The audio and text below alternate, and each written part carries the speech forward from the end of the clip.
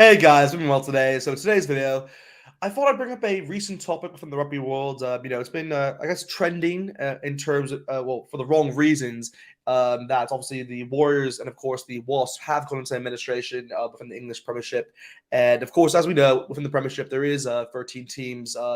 And essentially, it's going to go. Well, it is 11 now due to the administration, and in the near future, I wouldn't be surprised if they even narrowed it down even to 10 or even 8 to make the league obviously a bit more financially stable. Because within recent reports I've seen, and obviously a lot of people have talked about it, which I will address in this video, by the way.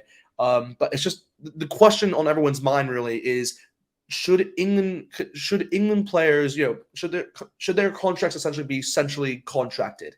And it's one of those situations where should the RFU centrally contract them and obviously take pressure off the Premiership clubs? That's really the main thing that I want to talk about with this video, guys.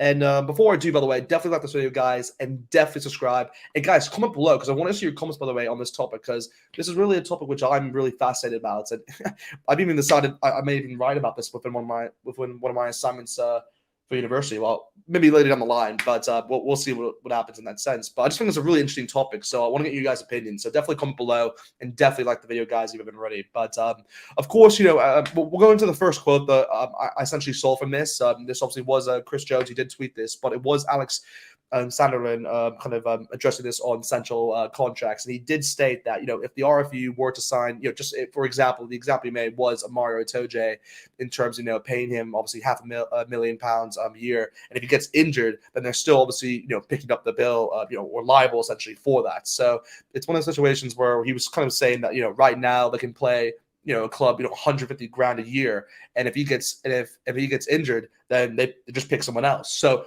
it's a really fascinating situation because the RFU, and obviously the way that RFU classify players in terms of contracts, and obviously clubs within the Premiership classify players, it's very different. And a lot of players recently, we've seen James Haskell obviously bring up the conversation as well. I mean, I'll bring up a few of his quotes here because I thought it was really fascinating. He had an interview actually with Sky, which I highly suggest to watch, by the way, if you haven't already.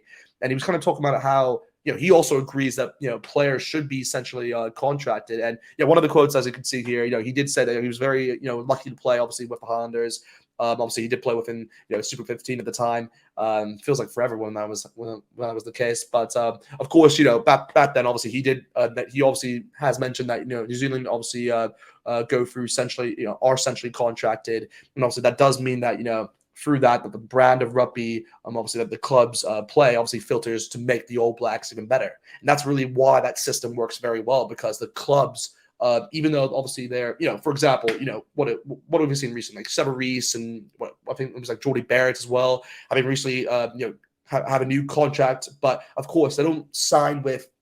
The first thing that doesn't come out is with like the Super Rugby clubs. Is actually they sign with New Zealand Rugby actually. So it's both in the sense because it shows that that's kind of like the I guess the way in terms I'd say New Zealand Rugby works in that sense. And that's something that's obviously James Haskell's addressed and how the Premiership should do it. Because, if you look at the Premiership, of course, every club, has, is run by an owner. And essentially, they have obviously their own desire in terms of what they want to do, obviously, with the club. So it's very kind of, I guess, like not really, kind of like counterproductive really towards international rugby, particularly for England. So it's one of those situations where, yeah, it's definitely not the same product in terms of kind of helping the international game from a England standpoint, because really this would I really do think this would be a beneficial thing for England if they actually took up a central contract, because it would help players out obviously, and it allows clubs to kind of have a bit more be financially stable, and actually you can see a lot more clubs now, and hopefully that's the case for the future. But yeah, it's just really fascinating because, like, I mean, if I had to bring my take on this, I mean, I would have to say that, look, yes, I actually do believe we should have, the players should be kind of centrally contracted, because, if the club, I don't want to say that the club game isn't real, but it's one of those situations where, like, if we don't have like the, the interest in the UK to support, like what 12, what is it? I think 13, obviously 13 teams with the Premiership, then maybe you kind of reduce it maybe to 10 or 8, like I was saying at the start, what kind of the URC has done actually. And of course, you do the likes of, but maybe you kind of make a second tier in a sense. But I'm not sure that's the way you would do it. But of course, it's one of those situations like where if the biggest names are obviously essentially contracted, then the wage bill per club is kind of reduced in that sense. Obviously, will be in a reduced format, and it would be dramatic, and that would obviously be beneficial. So it's obviously helping in that sense, because obviously it'd be freeing up clubs to obviously invest kind of in the local community and also grow interest obviously in the sport. So it's beneficial obviously for other reasons as well. So that's the reason why I can see this maybe being a thing which rugby should kind of take on board.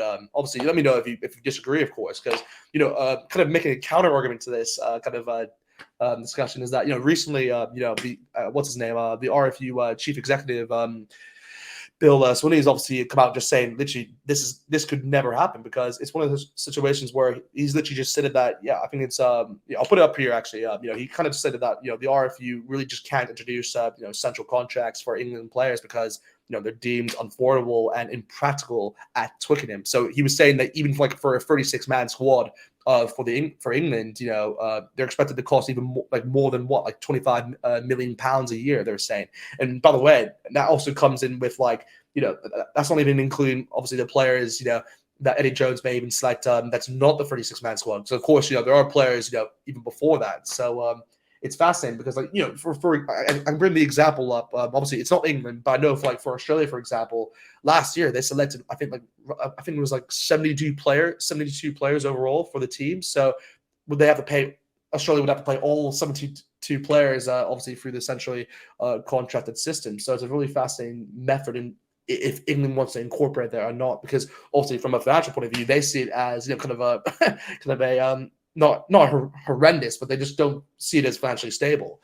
So it's interesting to see kind of two ways about this. But I just find this fascinating because it's one of those situations where I'll bring up another quote actually in terms of what kind of I guess James Haskell was talking about, because I think this is kind of what sums it up, and the reason why I actually included the NFL logo in this in my thumbnail is the reason because he mentioned that that he says that I think that the traditions of rugby are great, but at the top level, to make it sustainable, we need to make it an entertainment business. We need to build up superstars, and we need a franchise model. So, of course, he's kind of referring towards the NFL in that situation, and he says that everything has to be essentially managed, and of course, has to be has to have the right people in the right places. So, obviously, he kind of means you want to have people who obviously know their stuff in terms of ex-pros in that sense, obviously, kind of giving their advice in terms of the situation.